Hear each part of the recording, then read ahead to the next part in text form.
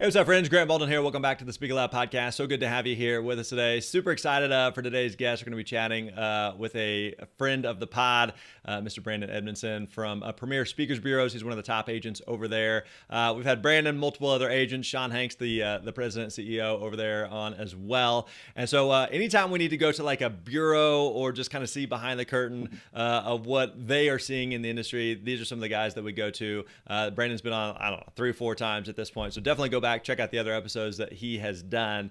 Brandon, always good to chat with you, my friend. Welcome back. Likewise. Thanks for having me back.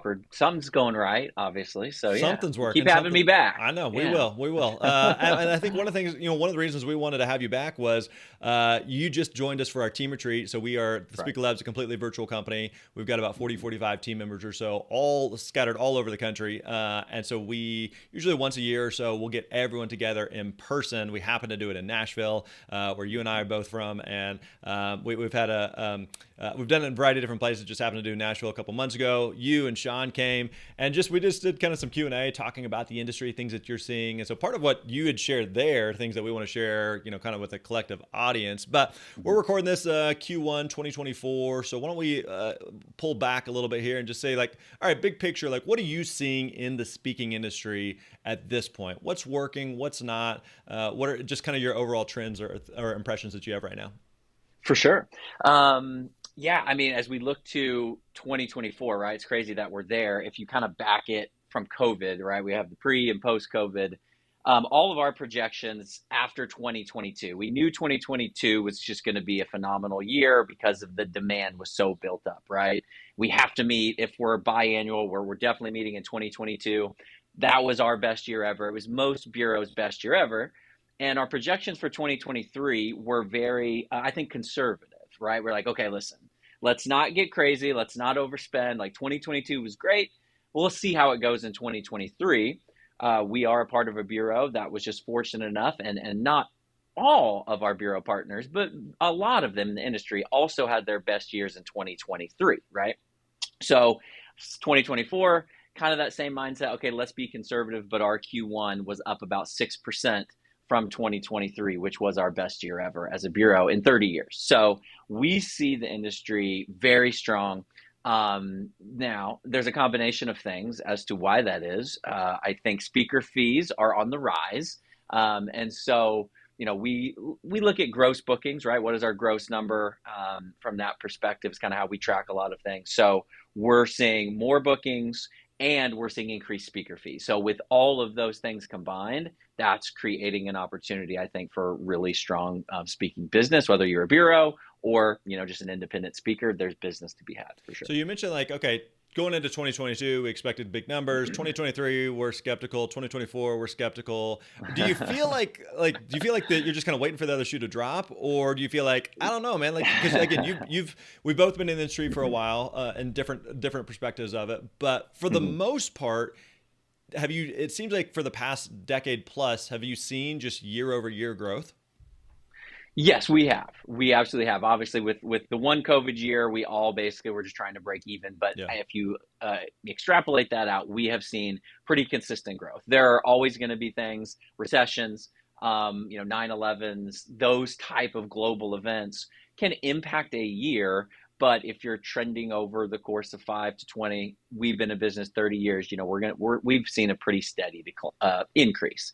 Not that the shoe's going to drop, but I do think as agents, we are very cautious of speakers raising their fee too much, Yeah. right? Like it is this demand is still there. In person is so important.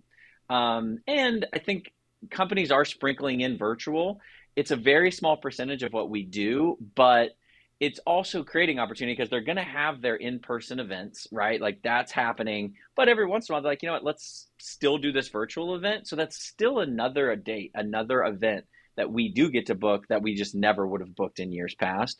So with all of that, they're definitely raising their fees, and I think that is going to settle a little bit. And I do think, unfortunately, some speakers may have increased a little too quick, and they're going to have to say, "Ooh, man, 2024 summer and fall isn't quite what I expected. Is it because I increased my fee a little too much?" And that's something to just keep in mind. You touched on virtual there, so it's kind of like I've always said prior to COVID, like virtual just wasn't really a thing. It wasn't something that speakers Right. really took that seriously. Event planners didn't take that seriously. It existed, but it just kind of Hmm. in the back corner. Yes. COVID happens, it becomes the only game in town. And Hmm. then for a minute there, it's kind of been where as in person has come back, it's not necessarily come back completely in replacement of, but kind of in addition Hmm. to virtual. So in many ways, it's created this additional source of events that didn't previously exist. So Yes. 5 years ago, pre-COVID, the idea of doing, hey, we're going to do an in-person and then we're going to do a couple Hmm. of virtuals is like, I don't even know what you're saying. Like that's not a thing. But now that seems Right. like it's been much more common. But 4 years or 4 years from COVID at this point that we're recording, like what are you seeing? Like where does virtual fit into the landscape? Yeah. We do 2,000-ish events a year here at Premier, and less than 1% of those are virtual right now. So that gives you just where we're at. But I say that as a standalone. The best sales tool that I think we utilize virtual is with our speakers, exclusive and non-exclusive. Someone comes to us and say, "Hey, can we get a discount on that fee?" Our sales response typically is no. We can't discount the fee, but how can we create more value? What if for 20K, as opposed to just a 60-minute keynote, let's add two virtual check-ins throughout the rest of the year, right? Like, do you have a budget for that? Well, yeah, like we could move some money around. So that's how we try to implement it the most is let's not negotiate on fee, but let's add a couple virtuals. The speaker, they can still do that from their room. They don't have to travel. And that is how we try to utilize it. And then the other bucket, I think you're very, very massive companies. If you've got a 5,000 person company, 10,000 person company, they're just utilizing virtual more, right? It just does cost so much. They're still doing an in person event for sure, but probably the top five biggest companies that I have do like a quarterly virtual event, right? And Yeah. so it's not what I'm focused on, but I know every quarter I'm just sending them some options for, hey, here's DEI, here's sales, whatever they're trying to do. And that's a little bit of a piece that we can tap into. What are you hearing on the speaker side of it? Are speakers, for a minute again, because it was the only option, it was just kind of the Mm-hmm. wild, wild west of, 2020, even a little bit into 2021. All the speakers are kind of figuring it out like, hey, this isn't too bad, like I don't have to get Yeah. anywhere. I don't have to put on pants. This is awesome.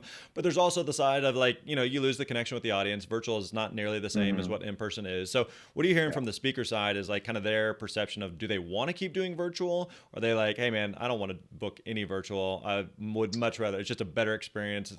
I can command higher Yeah. fees. What's the stance that you're seeing on that? I mean, it's a mixed bag, but speakers aren't discounting as much for virtual anymore. With COVID, it was like 50% or Yeah. less discount. So and we kind of encourage it too, to push away as an agent, right? We make money off commissions and the speaker gets it. But they're really, if they're a $30,000 speaker, they're really saying, okay, let's do like 20K for virtual. So they're not discounting as much to probably try to push for that in person. There is the connection. We do see spin just so much more higher on in-person events, right? Like the spin just doesn't happen. There's not a good mechanism, I think, on virtual, and it's just not as good of an experience to pull the string and say, "Ooh, I really want to bring this person in for my event." And so they do want, if they can, to get that full fee to go and travel, and then use virtual, I think, as a supplement to potentially, just add on. Cool. Let's go back for a second for the kind of the industry as a whole here. Hmm. A couple questions. One would be like, all right, it seems like again year over year, you take out some of the anomalies and some of the black swan events, and there's been significant growth in the speaking industry and continues to be. This is one of the things I love about this industry is it's got a very long track record. People gathering to hear from another human being has been a thing Hmm. that's existed, well before any of us were alive, and it's not going away. So regardless of technology or robotics or AI or whatever, like people are still Yeah. going to want that in person, community type of feel. But what is it? Do you think that has made the pie continue to grow? Is it just more events? Is it more speakers? Is it speakers that are aging out? And Mm. like, where is that? Like, where is that? Like, where's that growth from the pie coming from? I think it's more speakers. I do. I think the barrier of entry with technology, just with being able to build a website so easily, like those types of things used to be really hard Yeah. and you have to invest so much and you maybe even had to have a book. But I do think with tech and just everything that is in an individual's hand right now, like you can be a speaker. And we do a lot of research. We're even building some products here at Premier on the tech side. All of the bureaus that are under the IASB, International Association of Speakers Bureaus, right? We know there's about 100 of us on some level. We are a part of this community, but we know we represent less than 10% of the speaking business that happens in America, right? Like Okay, say it's that again. Say that again. So yes, you're not talking about just yes. Premier. You're talking about No, IASB. IASB, it is our organization. We all get together, your big bureaus, and I would say there's 20 or less of us, but we represent like we're a pretty big gateway, right? Yep. If you get on that stage, Kyle Sheely he's a friend of the pod, probably Yep. one of our Yep. exclusives. He got on that stage, crushed it. He's going to speak 70 to 80 times this year, and that happens year after year. So this is the gatekeeper of agents. We know we probably represent less than 10% of the $1 billion industry of the speaking pie, right? So that means Coca Cola, all these companies on the outside of that pie, they're just connecting direct with speakers. So the pie is huge. And we're at Premier now that we're trying, how do we get into that pie, right? A little bit Yeah. more.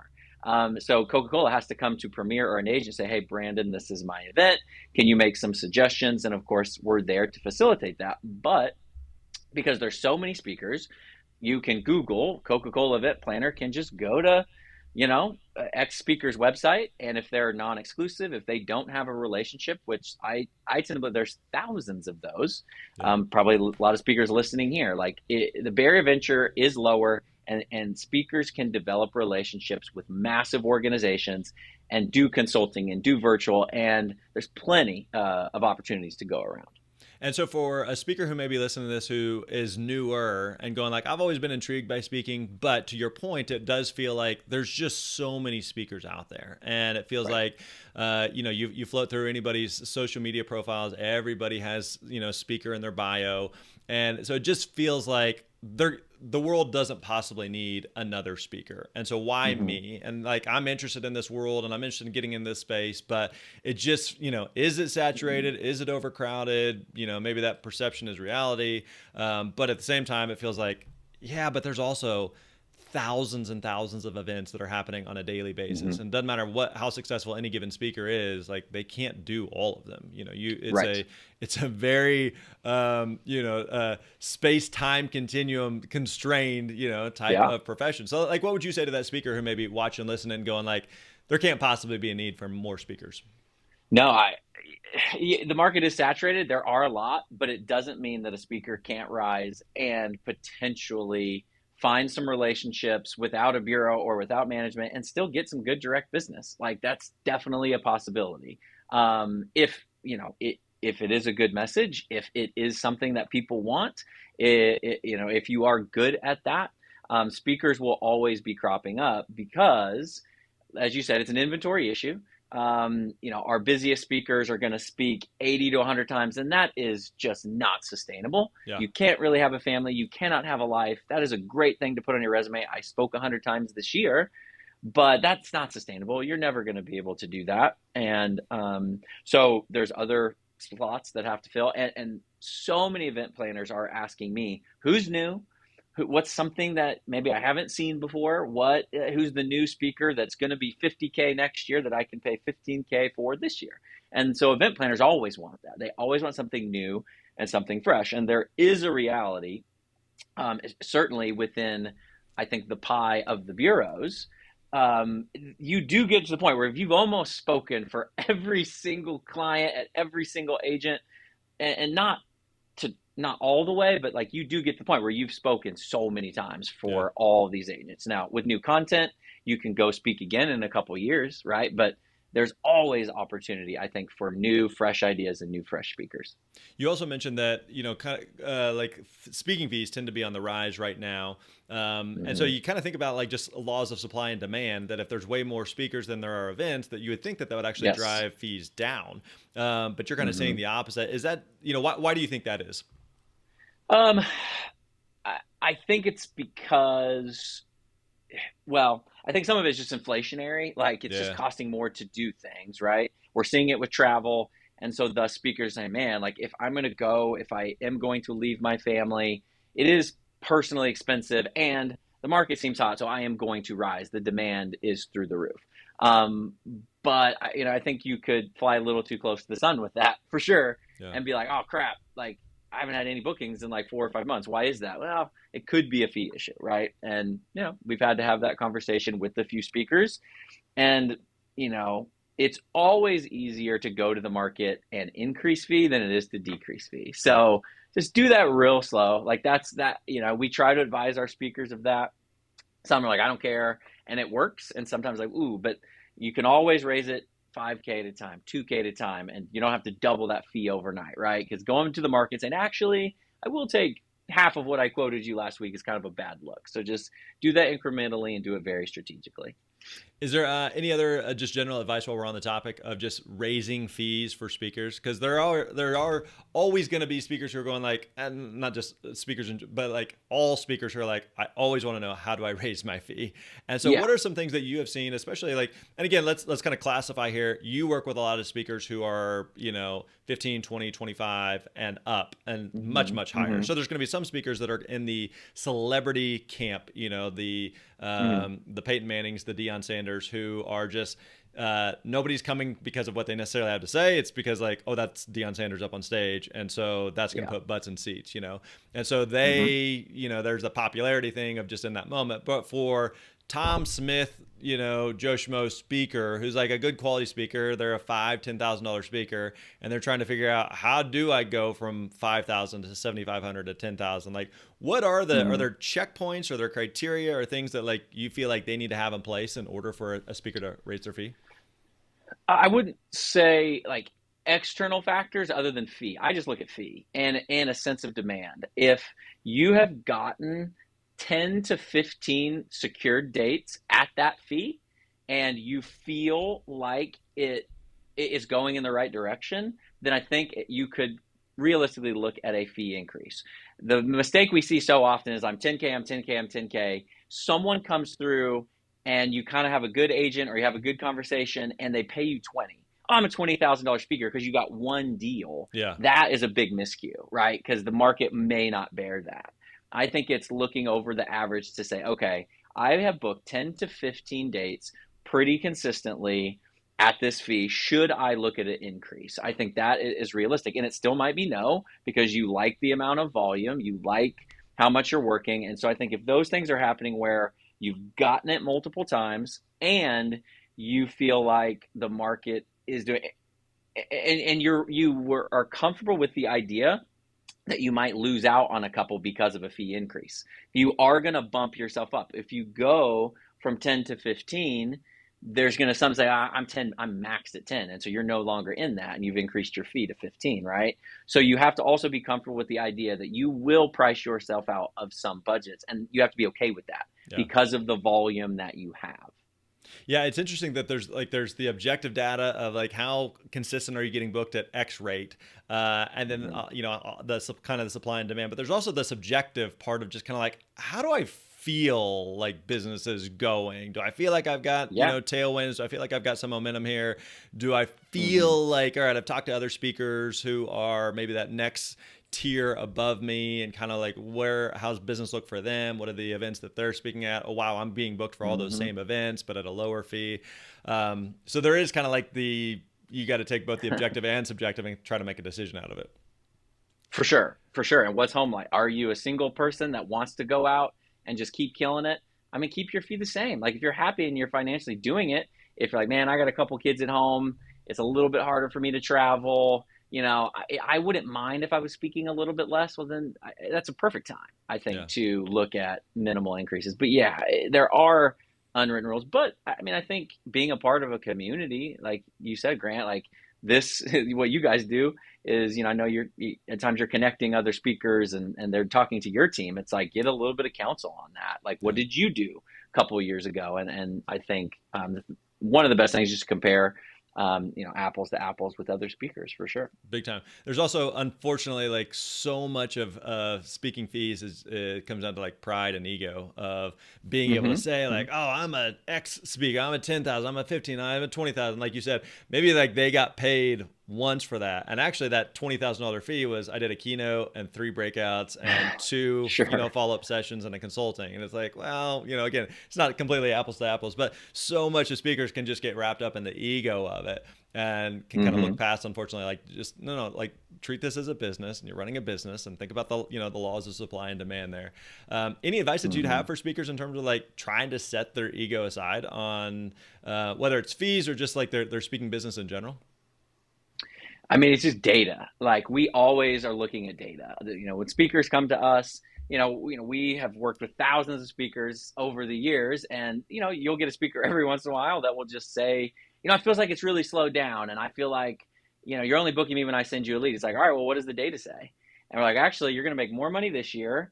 70% of the bookings came from stuff we brought, Yeah. so that's just not true, right? And so to me, it's just data. Like look over the course of a year, do your best to keep track year over year. What are you netting? Did I net more? Did I net less? How many times did I speak? Am I working a little harder than smarter? Like those types of things. I think it's just really important. And then, okay, I feel like I'm a 20K speaker. Well, are you? Like the last, like I said, 10 to 15 dates that you book, what's the average? Like, is that true? And are you actually that at Yeah. one or two deals? Doesn't mean that the market would say for 60 minutes like that is what my going rate should be. And so to me, it's just whatever metrics you can continue to look at to say, what does the data show me? That's how you can make the best decision on where to go. Yeah, and in this case, in this example, as a bureau, you guys are tracking all of that. But for most speakers who are Yeah. not working with a bureau, like you got to track your own numbers, you got to track your own data, and Right. be able to objectively look at how are things going, and what are the Hmm. consistent speaking fees that I'm getting, and what am I having to provide in order to get those fees. And so being able to Yeah, to look at that is super important. Okay, I want to talk for sure. about something else here. You mentioned again the pie itself for the speaking industry is growing.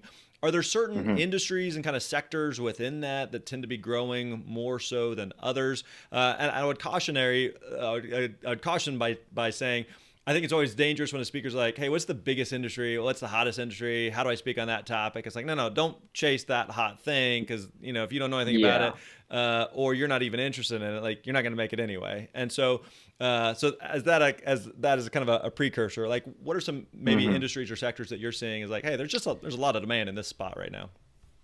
Yeah, I handle tech here at Premier, corporate tech, and it is just one of the best sectors, right? Like Silicon Valley did great during COVID, and profits are as good as ever.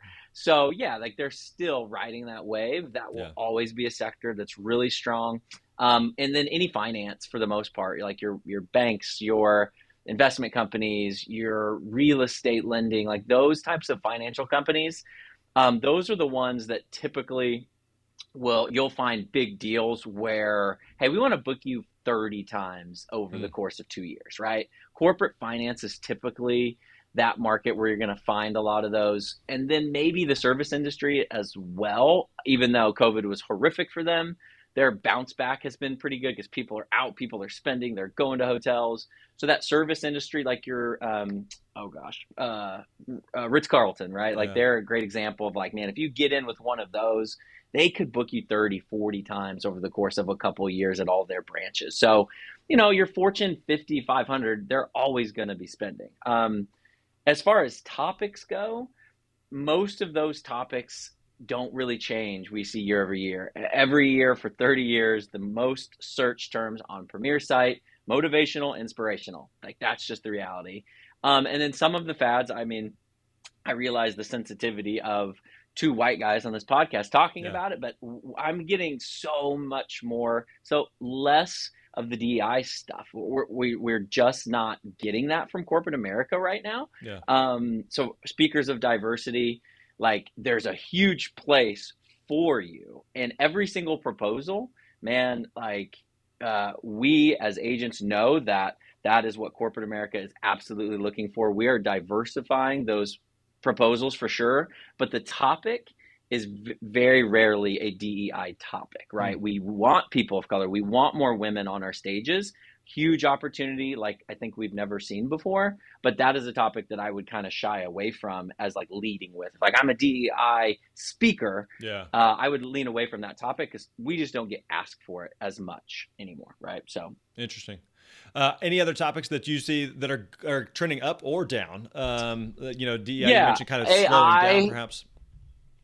AI is one, like it was blockchain, maybe five. AI right Yeah. now, how do we deal with AI? How do we, if so, if you have expertise in that in any specific market, healthcare I would be doubling down on that.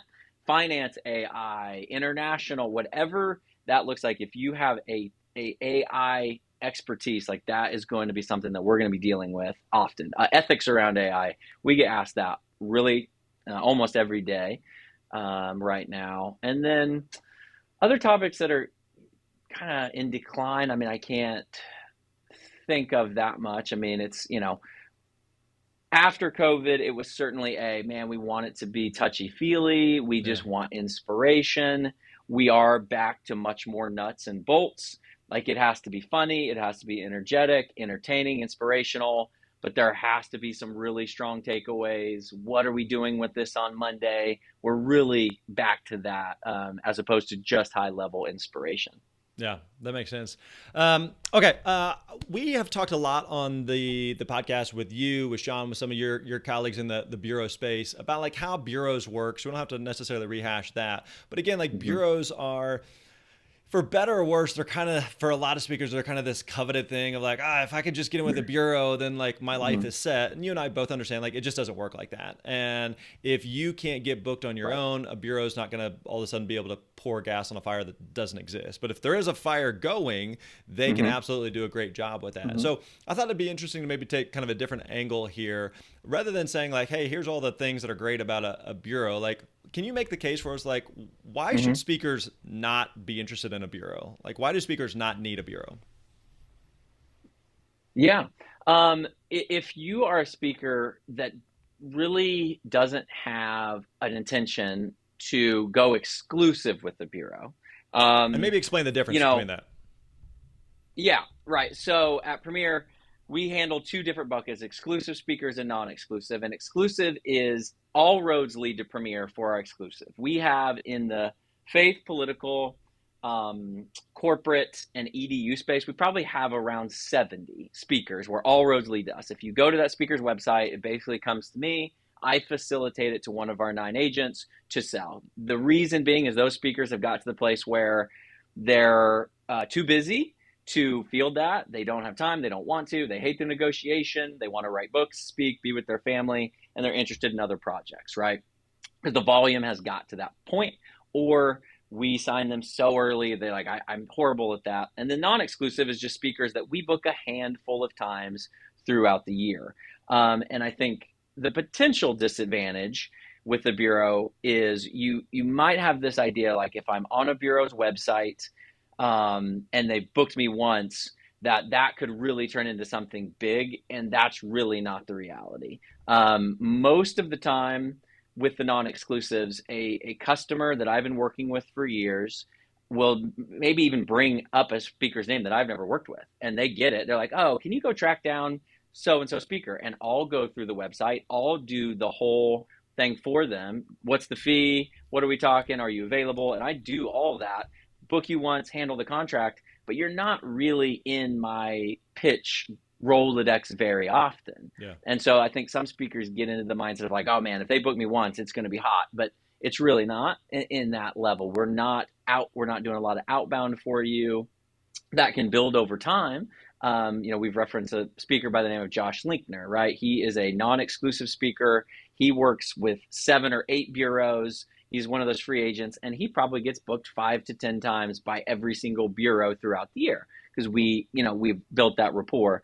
But I think early on, the downfall can just be, we're not pitching you as much as you think you might be, because there are thousands of speakers out there, right? Yeah, and you kind of mentioned like in differentiating the non-exclusive from the exclusive, like how Hmm. many, just a guesstimate, like how many speakers total do you think are on like the Premier website? I would assume over 1,000. Oh, thousands. Yeah, Yeah. thousands of So speakers again, on our just for website. context, like Right. thousands plural, and Hmm. of that, there's 70, Right. a two-digit Seven number zero. there that are exclusive to Premier. And so again, from Hmm. a agent standpoint, Brandon, from your perspective, like the reality is like you can't really get to know thousands of speakers, let alone hundreds of Correct. speakers, and let alone 70. Like just in your world, if you Hmm. yourself are booking a couple hundred events per year for speakers, there's probably a couple of dozen speakers that you know really, really well. And that's just like that's true for any type of sales role of, hey, here's an inventory of a Sure. thousand different products we offer. Like you're probably, I mean, Hmm. think about like 80-20 rule and probably more like 90-10. Like now that they're like,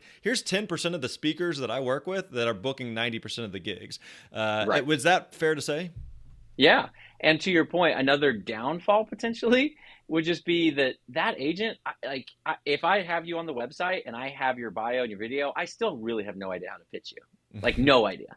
So if someone comes to me, Coca Cola, and they say, and I'll be very honest with them, hey, what about, X speaker? I'm like, I don't know. Like, we can set up a call. Yeah. I know they're on the site, but I will be honest, I've never booked him. I've never seen them personally, and that might just, you might be gone, like, okay, well, who do you like, like, so we can't really, pitch you appropriately as best as you would in the short term. Like, I'm at this point with my exclusives, I know exactly what they're going to do. But yeah, with those non-exclusives, there's just too many for us to do you justice on how you would pitch yourself. It's just impossible. It's also important to note that, from a sales perspective, like you're in the relationship business, and a lot of these clients that you've kind of alluded to are clients that come back to you year after year after year, event after event after event. Right. And so, your reputation's on the line. And if they don't like working Yep. with you, or you pitch them a bad speaker who shows up and sucks or is difficult or whatever, they're Hmm. going to go down the road to another bureau, or they're going to go to, some non exclusive speaker and kind of cut you out of the deal. And so,